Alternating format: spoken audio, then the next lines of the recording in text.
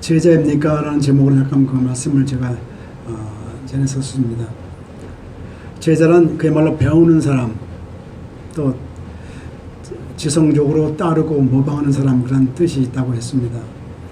특별히 우리는 이제 예수님의 제자이기 때문에 예수님의 그 본을 따르는 것이 정말 참된 제자도인 것 같습니다. 예수님은 특별히 세 가지로 우리에게 그 제자도를 알려주셨죠. 첫째는 사랑하라는 거죠. 너희가 서로 사랑하면 모든 사람들이 너희가 내 제자인 줄 알리라 그랬습니다. 그래서 사랑하되 특별히 예수님처럼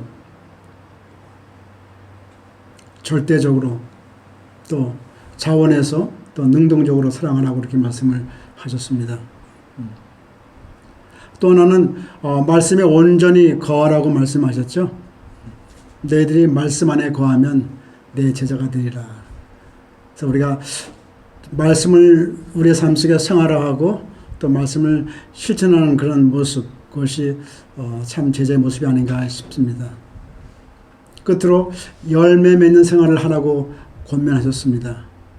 너희가 많은 열매를 맺으면 내 아버지께서 영광을 받으시고 또 너희가 내 제자가 되리라 그러셨습니다. 이 열매는 두 가지가 있다 그랬죠. 먼저 우리가 예수의 가치로 우리 인격의 중심을 이루는 것, 내 내면, 내 속사람이 변화되는 것, 그것이 하나의 좋은 열매고, 또 하나는 많은 사람들을 옳은 대로 진리 가운데로 인도하는 것, 그것이 또한 많은 또 좋은 열매라고 말씀을 드렸습니다.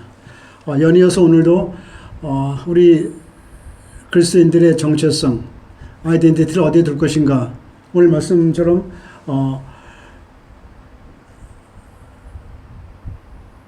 선한 사람은 하나님에게 속해 있고, 또 악한 사람은, 악을 행하는 사람은 하나님을 배웁지 못하기 때문에 그렇게 한다고 말하고 있습니다. 즉 우리가 선을 행하는 것이 구원받는 하나의 필요 조건은 아니지만, 우리가 구원받은 징표라면은, 또 구원받은 사람이라면 당연히 선을 행하는 것이 하나님께 속한 사람의 마땅한 행위인 것 같습니다. 흔히 이 세상에는 두 종류의 사람들을 얘기하고 있죠. 하나는 낙천주의자, 또 한 부류는 반대지요, 염세주의자, 흔히 그 운명론자라고 그렇게 말씀을 하고 있습니다. 이런 그 운명론자 또 숙명론자들은 늘 자기의 그 상황을, 또 환경을, 또 처지를 늘 비관하죠. 그리고 억울해하고 또 남과 비교하고 또 불평하면서 하루하루를 정말 소망 없이 살아갑니다. 아마 예수를 안 믿는 대부분의 많은 사람들이 여기에 속하지 않나 싶습니다. 그런가 하면은 낙관론자들은 항상 현재 나의 상태와 환경을 늘 감사하죠. 또 기뻐하고 또 황송해요. 이게 어디야? 황송해야죠. 그러면서 또한 강한 책임감, 또 더불어 어떤 소명의식, 내가 정말 이 땅에 이곳에 세우는 정말 역사적 또 민족적인 사명을 내가 다해야 되겠다. 그러면서 항상 그 창조의식으로 하루하루를 살아가는 사람들이죠. 한번 묻겠습니다. 여러분들은 어느 쪽입니까?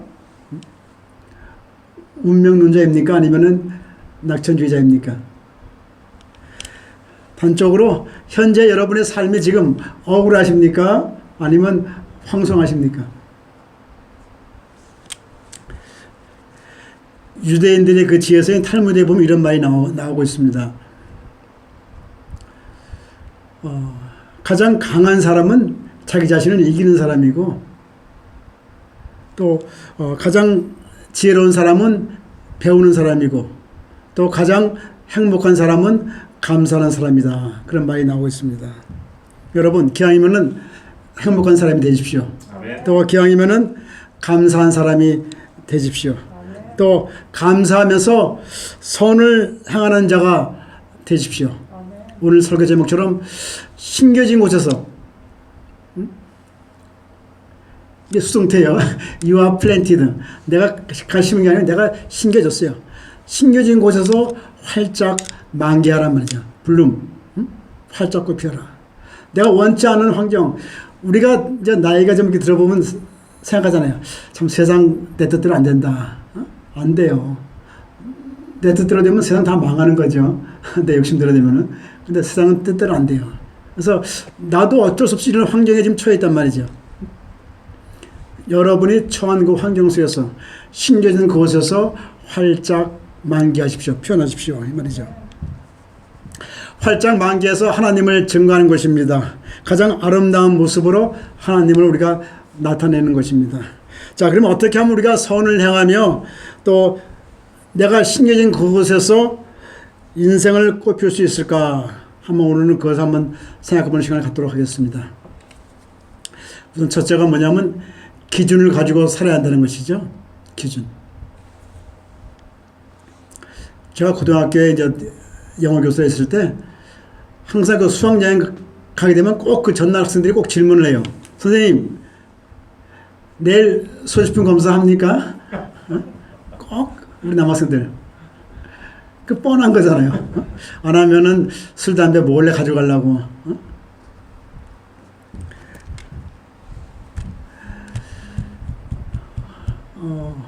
저는 그 정말 술, 담배를 못 배웠어요. 예수님을 만나서 못 배운 게 아니고 그 전부터 저는 뭐 늦게 하나님을 만났는데 지난 시간에 제가 말씀드렸지만 저희 아버님이 매일 이렇게 술이 취하셔야 돼요. 또 담배를 항상 2갑 이상 핀다고 자랑하셨어요. 그러면서 항상 괴로워하시는 거죠. 술이 맨날 이만큼 취해가지고 한마디가 천마디가 나처럼 살지 마. 나처럼 살지 마. 너무 괴로우니까 자꾸 술 드시는 거예요. 만약에 저희 아버님이 술을 드시고 나서 그 다음날 내 문제 해결됐어. 나처럼 살아봐. 기분 좋아. 아마 그랬으면 저도 술을 엄청 많이 마셨을 거예요. 배우고 술이 해결책이구나. 근데 저희 아버님은 매일매일 그렇게 술을 마시는데 매일매일 담배를 피시는데 문제 해결이 안 되는 거죠. 그리고 괴로워하시는 거예요. 그래서 저와 저의 남동생은 그때 결심했어요. 청소년 시절인데 중학교, 고등학교 그때인데 야 우리는 절대 커서 술, 담배 하지 말자.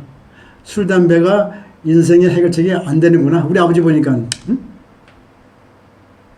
저렇게 괴로워하시는 모습 보니까는 술, 담배가 인생의 해결책이 아니야. 그래서 저희는 그때부터 술, 담배를 안 했어요. 그리고 뭐 또 나중에 또 이제 교회 다니고 하나님 만나니까 더더욱 할 일이 없죠. 근데 이 작은 거지만 우리가 어떤 결심, 결단, 기준, 그게 필요한 것 같아요. 저 아프리카 사막에 가면은 그 스프링벅이라고 하는 그런 사슴떼가 있대요. 사슴떼들이 막 그 사막에서 풀을 쫓아서 막 헤매다가 갑자기 앞에 있는 사슴 한 마리가 막 뛰어나간대요. 그럼 뒤에 있던 사슴들은 아무 뭣도 모르고 막 따라 뛴대요. 그 뛰는 그때가 어마어마하고 막 수백 마리가 막 달려간대요. 막 달려가다 보면 사방에 꼭 낭떠러지겠잖아요. 근데 미처 멈춰서 쓸 수가 없다는 거예요. 뒤에서 막 밀려와가지고. 그래서 막 브레이크가 안 걸려가지고 그냥 다 막 떨어져가지고 막 수십 마리, 수백 마리가 죽는 그런 기사를 본 적이 있습니다. 또 요즘 많은 그 젊은 사람들이 스펙 쌓기에 괜히 여념이 없죠. 스펙. 누구도 스펙이 좋은가. 스펙이 뭐냐면 스페시피케이션. 그야말로 상품 설명서예요. 상품 설명서. 그걸 약자로 스펙 그랬는데 스페시피케이션. 이 상품은 어디서 만들고 뭐 재료가 뭐고 뭐 쭉 있잖아요. 우리 청년들이 나는 이런 대학을 나왔고 또 내 영어 공인 점수가 몇 점이고 또 내가 뭐 이런 경력이 있고 뭐 어학연수 다녀왔고 그걸 계속 이렇게 쌓는 거죠. 즉 스스로를 뭐야 하나의 상품이다. 나 좋은 상품이야. 나 좀 사가세요. 그런 거죠. 하지만 그 어디도 하나님은 우리를 상품으로 취급하지 않으시죠. 뭐냐면 작품, 그것도 마스터피스, 걸작품으로 우리를 항상 인정하신단 말이죠. 그래서 스스로 나를 자꾸 상품화할 필요가 없죠. 우리는 뭐냐면 많은 상품 중에 내가 가장 뛰어나다, 베스트 원이다. 생각할지 모르지만 하나님은 너는 올리원이야. 올리원. 넌 유일한 존재야. 정말 우리가 뭐 정말 유치하지만 한번 생각해 보세요. 아무리 둘러보세요. 저와 똑같은 성품, 저와 똑같은 이런 키, 이런 모습 없어요. 정말 유일해요.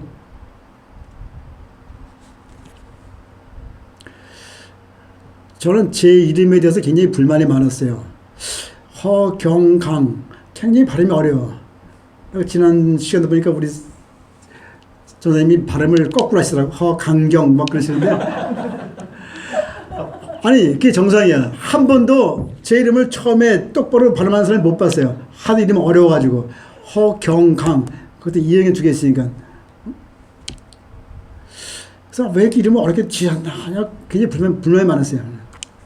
근데 제가 예수 믿고 나니까 너무너무 그 이름이 좋은 거예요.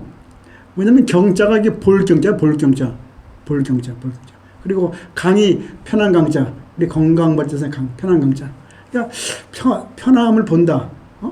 그때 우리 부모님이 할아버지가 예수를 안 믿었는데 어떻게 이렇게 미래를 예측하고 나에게 평강을 주기 위해서 항상 평강을 보는 사람. 지금은 너무너무 이름이 좋은 거예요. 경강. 너무너무 좋더라고요. 이제 헷갈리지 마세요. 경강. 너무 좋더라고요.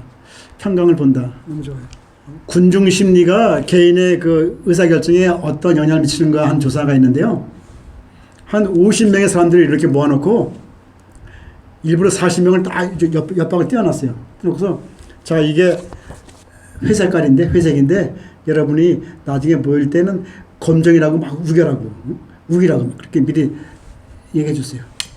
40명한테. 그리고 다시 모였어요. 50명이 모였어요. 모여가지고 이제 그 실험자가 자 이게 무슨 색깔입니까? 분명히 회색인데 40명이 다 검정이요 막 그랬단 말이죠. 그러니까 10명이 막 헷갈리는 거야. 분명히 회색인데 그랬더니 다 9명도 다 따라서 검정이요 그러더래요. 나머지 한 명만 유일하게 회색이라고 그러더래요. 그러니까는 우리가 스스로 자기의 그 판단을 가지고 산다는 게 얼마나 어려운가. 이 군중심리가 참 무서운 거죠. 이 모든 어리석음은 기준이 없기 때문이죠. 기준이요. 기준을 영어로 캐논으로 해요. 캐논이라는데 기준 혹은 잣대라는 뜻이죠. 잣대란 뭐냐면 기준이 되는 나무를 말하죠. 나무. 제가 이제 시골 사니까 가끔 이렇게 톱질을 해요. 하는데 그 기준이 되는 나무예요. 나무. 그래서 그걸 하나 잘라가지고 똑같은 나무를 한 100개 만들려면 그걸 가지고 계속 또 이렇게 대고서 자르면 맞아요. 근데 그냥 깜빡 잊어버리고 자르고 그 다음에 놓고 그 다음 거 가지고 이게 자르면 나중에 보면 다 틀려. 처음 기준이 안 맞으니까. 우리 크리스찬들에게는 이 잣대가 하나님의 말씀이죠. 말씀이에요. 이 말씀을 삶 속의 기준으로 삶아서 세상을 향해서 철저하게 삶의 어떤 기준을 우리가 보여주어야 합니다. 그래서 우리가 캐논을 잣대, 그지만 또 정경이라고도 번역을 하고 있습니다. 나에게도 말씀드리겠지만 저는 하나님을 만나고 나니까는 또 성경을 읽고 나니까는 어떻게 살아야 되겠다. 아빠의 모습은 이런 모습이구나. 아버지의 상. 또 남편의 상은 이런 거구나. 또 아들의 역할은 이런 거구나. 또 사회생활 이렇게 해야 되겠구나. 그게 딱 보이더라고요. 물론 성경에 구체적으로 아비들을 어떻게 해라, 뭐 어미 어떻게 하라 그렇게 안 나오죠. 뭐 일주일에 한 번씩 뭐 매를 때려라든가 뭐 이게 안 나와요. 근데 성경 전체에 흐르는 그 영적인 원리잖아, 원리. 그것이 이렇게 들어와요. 그리고 예수님을 만나고 나니까는 사람들이 그렇게 다 사랑스러워요. 너무 사랑스러운 거예요. 한 영혼이. 더구나 내가 이제 아이들을 낳고 나니까 정말 너무 신기한 거죠. 신기해요. 어쩌면 하나님이 이렇게 정말 신묘막측하게 이렇게 지으셨을까? 너무너무 사랑스러운 거예요. 제가 청소년 시절에 정말 하나님을 몰라서 진리를 몰라서 많이 방황했기 때문에 저희 첫 책장은 무조건 학교였어요. 고등학교. 그것도 특별히 아직 자기 세계가 확립이 안 된 아이들. 자기 인생관이나 세계관 확립 안 되는 학생들에게 정말로 좋은 내가 가이드가 돼야지 하는 마음으로 고등학교 와서 학생들을 이렇게 만나는데 보통 3월 달에 개학하잖아요. 신학년이. 2월 달에는 봄방학이에요. 한 보름 정도 하는데 전 봄방학 때 미리 학교를 나갔어요. 페인통을 들고 나갔어요. 나가가지고 내가 맡을 그 담임, 그 반에 가서 우리 남학생들은 또 책상을 막 흠이 쓰네, 흠하게. 1년 지나면 뭐 낙서투성이고 뭐 칼로 찍고 막 그래가지고. 거기 나무 색깔로 쫙 칠을 해요. 칠을 하고, 그 다음에 의자도 칠을 해주고, 응? 또 말르면 그 다음날 가서 또 이름표 딱 붙여주고, 응? 하나하나 다 이름을 다 이제 미리 외우는 거죠. 외우고, 기다리고. 응? 그 3월 2일 되면 그렇게 애들이 막 기다려지는 거예요. 반갑고. 애들이 보면 알죠. 우리 반은 책상이 깨끗하네. 새 거네. 알죠. 선생님 하셨구나. 알죠. 그리고 또 3월 때부터 제가 가정방문을 가요. 가정방문을. 요즘은 가정방문을 못하게 돼 있잖아요. 근데 저희들 어릴 때는 선생님들이 가정방문을 왔어요. 집에 오면 그렇게 막 마음이 설레고 저 앞에 가서 선생님 모시고 와서 오고 선생님 들어가시면 황송이 아직 바깥에서 이렇게 기다리고 있다가 가시면 또 배웅하고 막 그러던 기억이 있는데 요즘은 선생님들이 뭐 자꾸 지저분하게 뭐 학부형도 촌지 받는다 뭐 한다 해가지고 가정방문을 없애버렸잖아요. 없어요. 근데 그게 얼마나 안 좋은지 몰라요. 그래서 저는 가정방문을 했어요. 할 때 미리 학부모들이 오해하지 않도록 미리 이렇게 가정통신문을 제가 써가지고 미리 보내죠. 제가 가정방문을 하고자 합니다. 왜? 내가 1년 동안 이 아이를 잘 지도하기 위해서는 내가 알아야 되는데 요즘 아이들은 선생님하고 컨택이 없어요. 아무리 몇 시간 같이 상담한다라도 애들이 관심이 없어요. 그냥 눈 감고 선생님 뭐라면 아니요. 네. 아니요. 네. 네. 그밖에 없어요. 심지어 아빠가 뭐 하시니? 몰라요. 몰라요. 실제로 모르는 애도 있지만 알면서도 밝히기 어려운 그런 직업이니까 몰라요. 이거는 어떻게 아이들 지도해요? 뭐 영어만 가르치면 되나요? 그래서 제가 쭉 써요. 왜 가정방문을 해야 되는지. 그리고 밑에 절대 음식 준비하지 마세요. 저는 콜라나 커피나 뭐 찬물이나 아무나 물만 한 잔 주세요. 딸기 준비하지 마세요. 뭐 하지 마세요. 딱 하고 보내고 이제 가요. 제가 동네별로 묶어가지고 뭐 하고 1동, 2동, 신월 1동, 2동, 3동 묶어가지고 제 차에 3명, 4명 태우고서 하루에 3명, 4명 방문하는 거죠. 같이 가서 엄마랑 앉아서 얘기를 해요.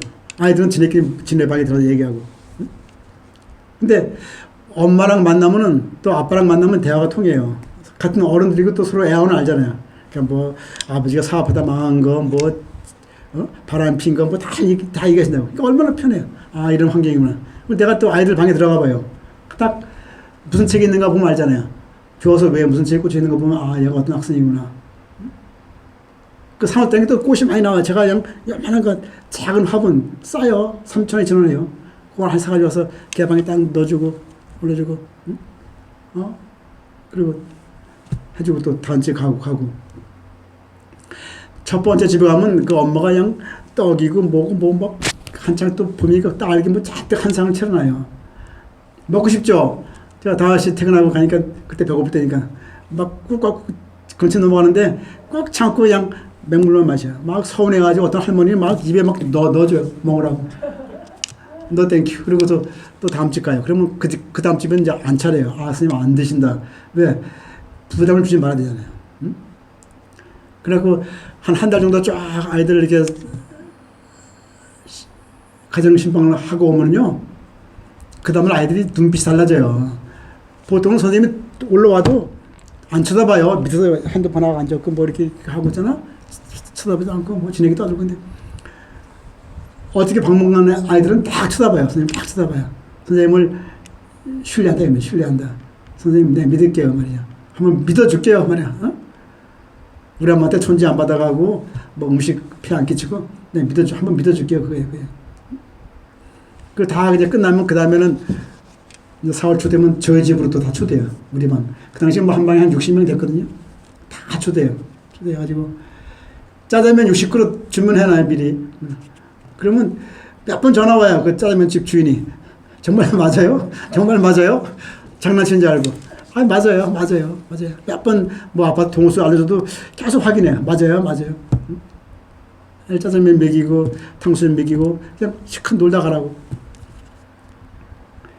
그러면 일년이 너무 편해요. 편하고 그 다음 내가 애들 막 지워봐 또 뭐 하든 간에 애들이 다 그걸 수용해요. 아, 선생님은 나를 진짜 사랑하는구나. 나에 관심이 있구나. 응? 예. 근데 제가 하나님을 만나고 나니까는 또 성경을 보고 나니까는 딴 거 없더라고요.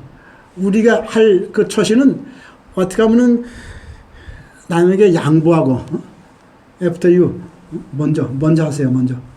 양보하고, 그 다음에 섬기고, 그 다음에 사랑하고, 그거더라고요, 원리가. 세상 원리하고는 전혀 반대지만, 그러면 내가 기쁘더라고요. 내가 기쁘고, 오히려 그게 나한테 더 플러스 요인이 돼요.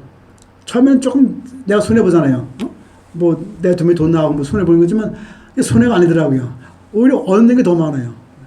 사랑하고, 섬기고, 먼저 양보하고, 잖아요. 전 미력 하나만, 그래서, 제가 하나님이, 또 예수님이 진리인 걸 알았거든요. 진리의 본체가 그분이다. 그걸 내가 알았기 때문에 그분이 사신 방법, 그분의 사랑의 방법, 그분이 가신 그 길을 따라가고 싶더라고요. 이게 진리면 나에도 통해야 될 거 아니에요. 통해야 될 거 아니에요. 그런 마음이 생기더라고요. 근데 하나님의 말씀을 기준 삼아가지고 정말 인생을 꽃피운 사람들, 이 좋은 예가 바로 유태인들이지, 유태인들. 유태인들. 어느 통계를 보니까요, 노벨상을 받은 사람들의 30%가 유태인들이래요. 그리고 지난 20세기, 지난 세기에 미국을 주도했던 미국 최고의 지성인들 21명 중에서 15명이 유대인들이었대요. 우리가 잘 아는 에디슨, 뭐 아인슈타인, 스필버그, 뉴턴, 또 통신사들 AP, UPI, MBC, BBC, CBS, AFP, 로이터 통신 이런 것들이 다 유태인 소유라는 것이죠. 왜? 유태인 가정은 철저하게 모계 중심이죠. 모계 중심. 그리고 어머니를 통해서 철저하게 신앙 교육을 받습니다. 어려서부터 엄마를 통해 가지고 모세오경, 토라를 다 암기해요. 암기. 그래가지고 유대인 선생님들 랍비 6명만 모이면 구약 성경을 다 기록한대요. 다 외우고 있으니까 6명. 대단하지 않아요? 또 고학년이 되면 탈무드를 배운대. 탈무드가 뭐예요? 성경을 삶에 적용하는 그런 이야기들이잖아요. 탈무드. 지금까지 암기해온 성경 말씀을 어떻게 삶에 적용할 것인가, 그것을 배우는 것이죠. 그래서 그들의 삶의 원리는 철저하게 하나님 말씀 중심입니다. 기업 경영이나 가정생활이나 대인관계에서 하나님의 말씀이 기준이 되는 것이죠.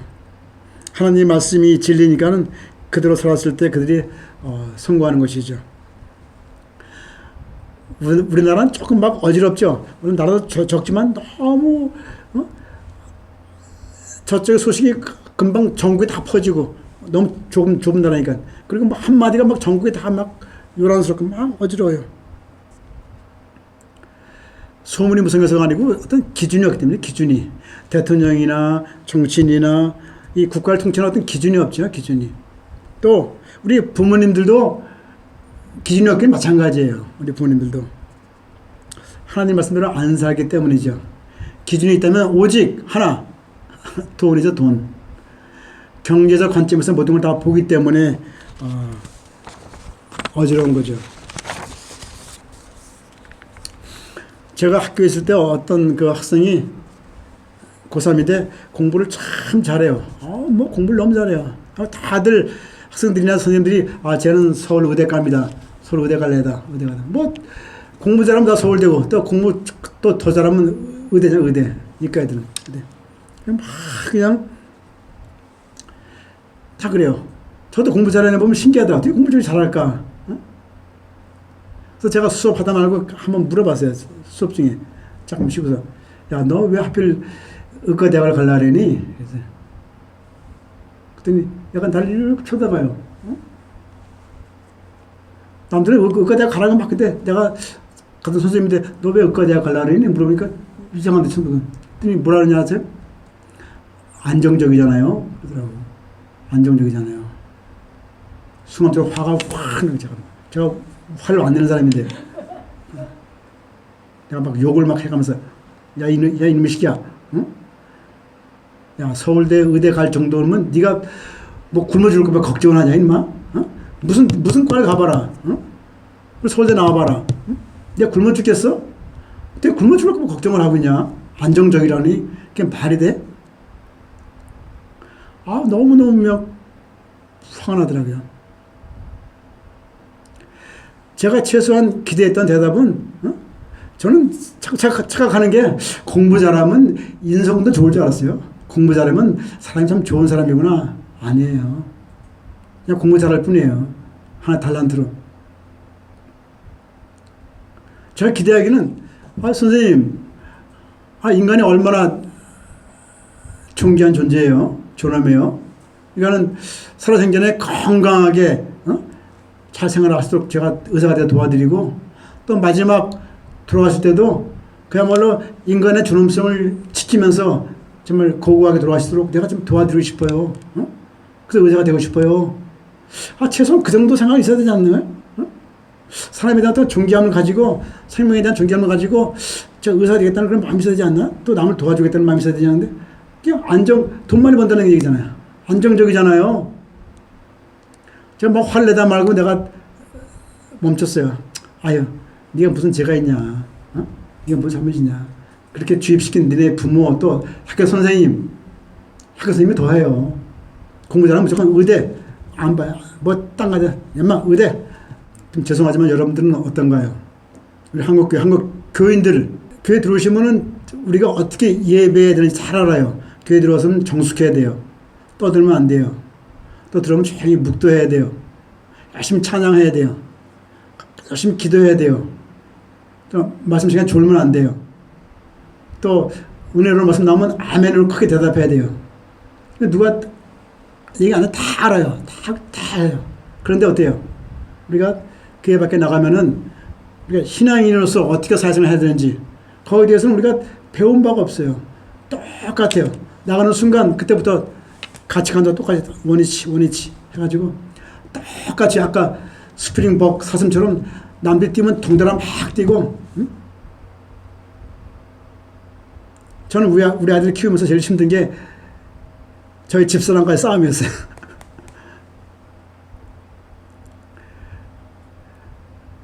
제가 학교 선생님이었잖아요.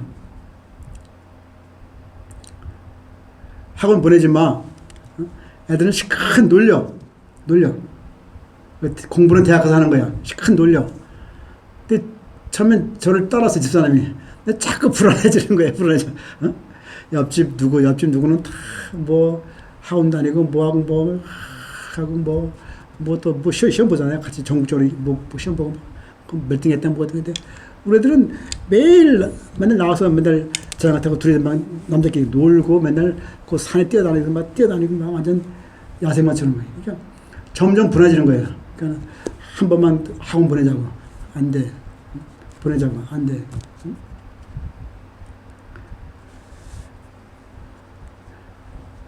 제가 그랬거든요. 제일 좋은 선생은 부모야, 부모. 학교 선생님이 아니야. 학교 선생님이 뭐라 그래도 난 학교 선생님 이전에 내 부모야. 응? 그리고 나는 내 소신은 공부는 하나의 달란트야. 자기 하고 싶으면 그때 하면 돼. 응? 그리고 대학 안 가도 돼. 제가 실제로 그래서 우리 애들이 고등학교 때 다 컸을 때 야, 공부 열심히 하지 마. 응? 너네 할아버지 알잖아. 서울대학교 그 박사였잖아. 근데 얼마나 불행했어. 근데 아빠 중앙대학교 나왔어. 좋은 대학 안 나왔어. 그리고 지금 학교 선생님이야. 응? 근데 제일 행복해. 아빠 행복해. 너무 행복해. 응? 그러니까 너희들도 대학 안 나와도 행복할 수 있어. 대한민국 대학 안 나오면 괜찮아. 하지 마. 하고 싶은 거야. 그리고 시큰 놀아. 그리고 커서 이제 청년 되면 아빠가 여행 보내줄게.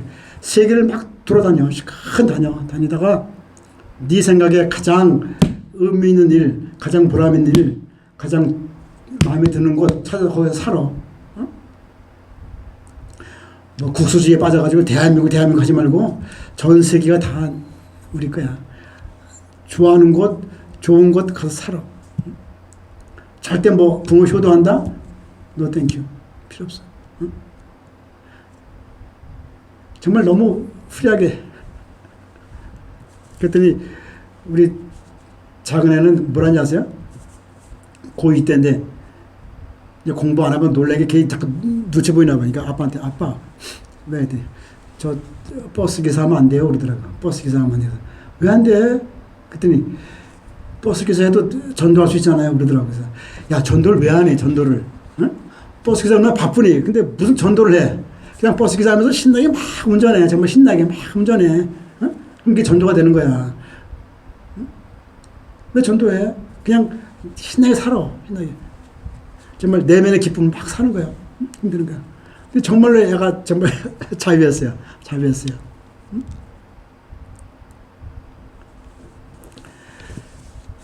지금도 저희들은 우리 남자들만 둘 키우는데 지금도 저 호주 살지만 호주 매일 전화 와요. 매일 밤마다.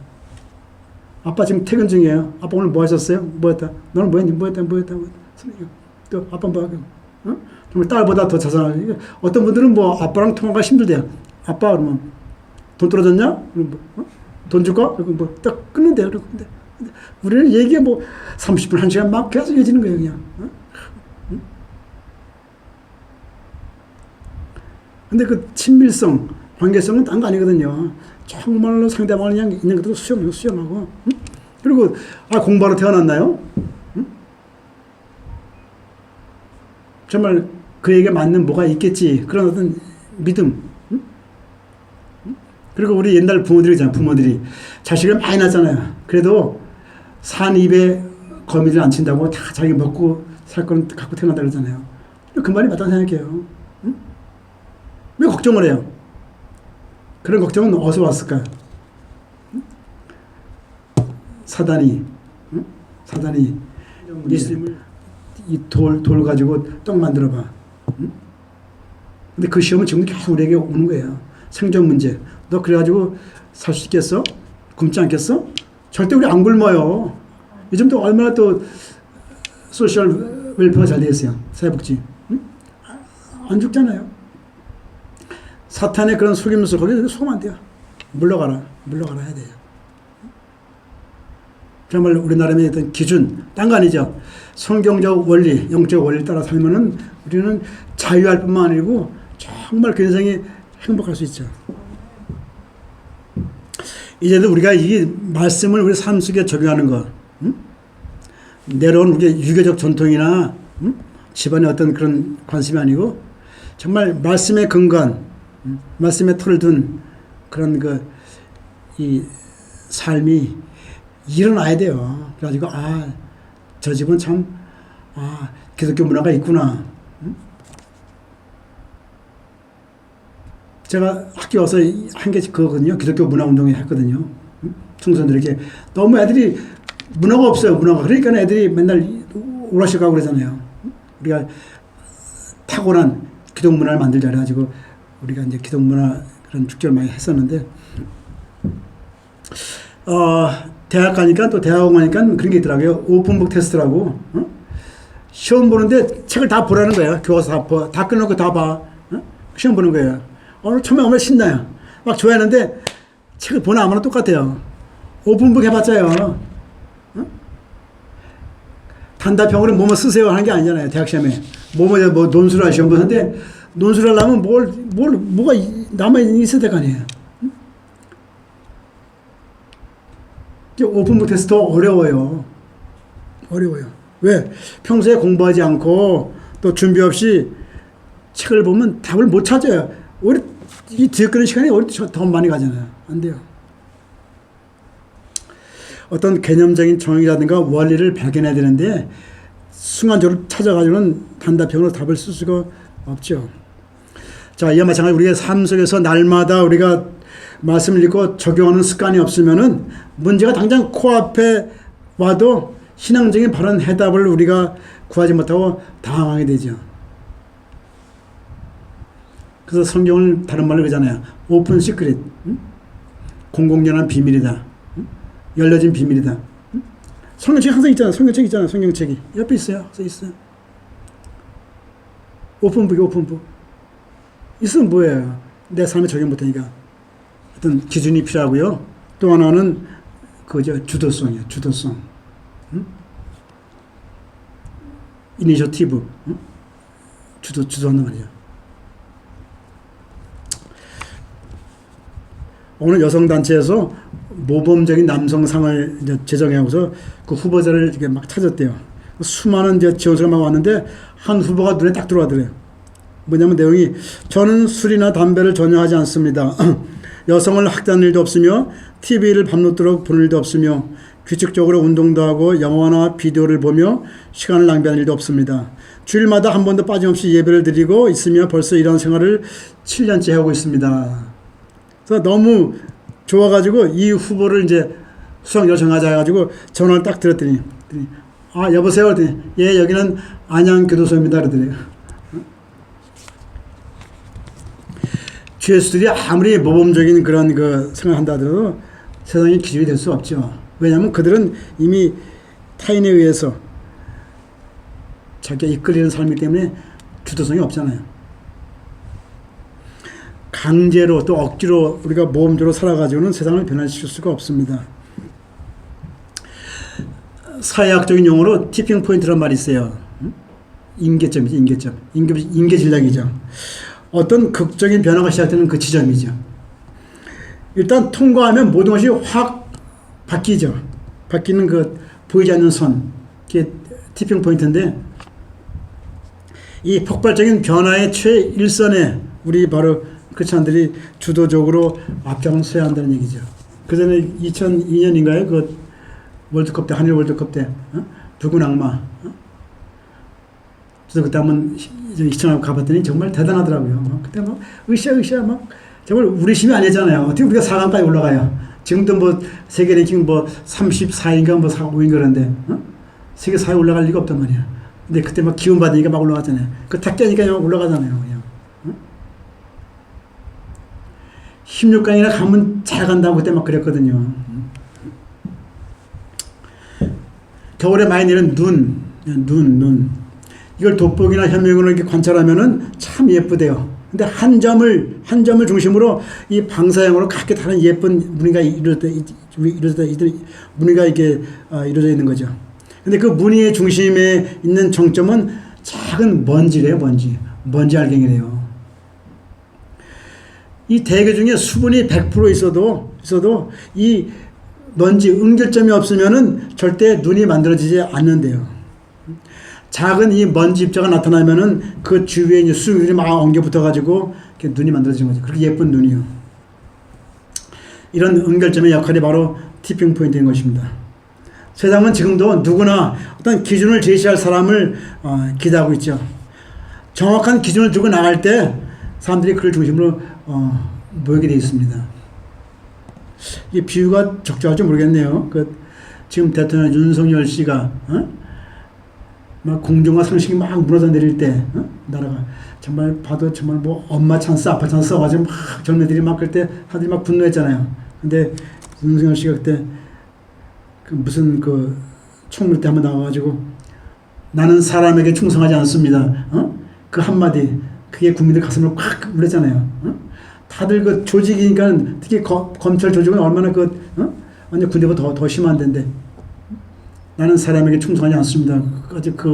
아주 당돌한 말 한마디 사람들이 그냥 확 끌려가지고 갑자기 정말 근데 여하튼 자기 어떤 소신 그게 참 필요하죠. 제가 섬기던 강서구의 교회에서 고등부 학생이었거든요. 근데 제가 고3 때 참 믿음이 좋은 학생이었어요. 아빠 따라서 매일 새벽에 나와서 매일 앞에서 울더라고요. 매일 울어요. 막 절망하고 매일 울어요. 막 울어. 막 절망하고 막 울고 막 그러더니 걔가 이제 서울대를 가더라고요. 서울대 가는데 걔가 가서 한 일이 뭐냐면 서울대 기독 학생 OT 오리엔테이션 만든 거예요. 우리가 매년 3월달 되면 그런 기사 많이 보잖아요. 2월달 되면 많이 나오죠.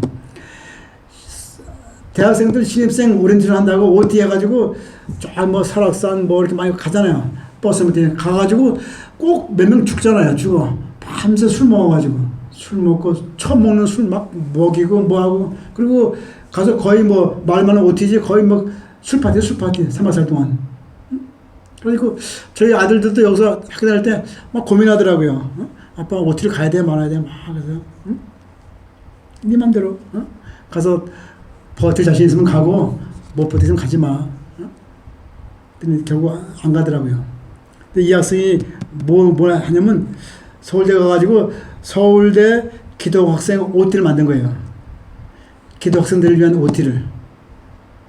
그러니까 얼마나 좋아하겠어요. 기독학생들이. 진짜로 OT를 한 거죠. 오리엔테이션을. 대학생활 전반에 대해서.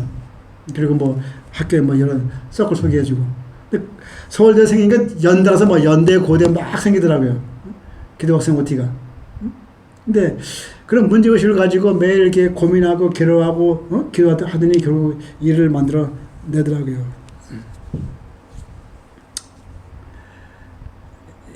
우리가 잘 아는 요셉은 어머니가 4명이었잖아요. 그리고 12형제 중에 11번째 아들로 태어났잖아요. 뭐 관심이나 있었겠어요? 또 형들에게 팔려가지고 또 종로로 됐죠. 억울한 감옥살이 했죠. 어쩌면 죽을 것만 같았던 그런 그 억울한 사정, 또 고통스러운 상황들. 하지만 하나님이 언젠가는 자기를 영화롭게 할 것이다 라는 그런 꿈을 가지고 살았잖아요. 나중에 그 형들이 양식을 구하러 애굽에 와서 요셉을 만났을 때 얼마나 놀라고 막 두려워 떨었잖아요. 그리고 거기서 아버지가 먼저 돌아가시니까 형들이 막 벌벌 떨었잖아요. 우린 죽었다 이제 죽었다. 제가 우리 가만두겠냐. 그때 요셉이 한 말을 제가 읽어드릴게요. 두려워하지 마소서. 내가 하나님을 대신하오리까. 당신들이 나를 이곳에 팔았다고 근심하지 마소서. 한탄하지 마소서. 하나님의 생명을 구원하시려고 나를 당신들보다 먼저 보내셨나이다. 이게 바로 믿는 자들의 고백이죠. 이런 마음으로 형제를 바라보고 세상을 바라보고 내 환경을 바라본다면은 우리는 감사하지 않을 게 없어요. 늘 희망이, 소망이 샘솟죠. 저는 더 놀라웠던 게 요셉이 아들이 둘 나는데 이름이 므낫세하고 에브라임이에요. 그래서 이게 무슨 뜻인가 제가 봤어요. 므낫세가 뭔지 아세요? 다 잊었대요. 다 잊었다. 옛날에 그 억울함, 분노, 치욕 다 잊어버렸다. 에브라임은 창대케 하실 것이다. 다 잊은 그 마음속에 이제 두 번째 아들 나니까 그래 이제 나는 이제 창대케 하는 것밖에 없어. 이제 나는 부흥할 것밖에 없어. 잘 되는 것밖에 없어. 그럼 확신이잖아, 확신. 요셉이 왜 유대예요? 단순히 그런 역경을 참았다는 것이 아니라 역경 속에서도 하나님을 보는 그 눈이 가려지지 않았다는 것이죠. 말씀을 맺겠습니다. 우리들도 아프리카 사막의 그 스프링복처럼 아무 생각 없이 그냥 시류를 쫓아가다 보면은 우리도 같이 멸망하죠. 같이 멸망해요. 그래서 과연 우리가 지금 얼마나 살았던 간에 과연 나의 삶의 여정은 어땠는가? 그리고 남은 나의 삶의 여정을 어떻게 내가 다시 이제 되짚어 돌아갈 것인가 한번 정리하는 시간이 되었으면 좋겠습니다.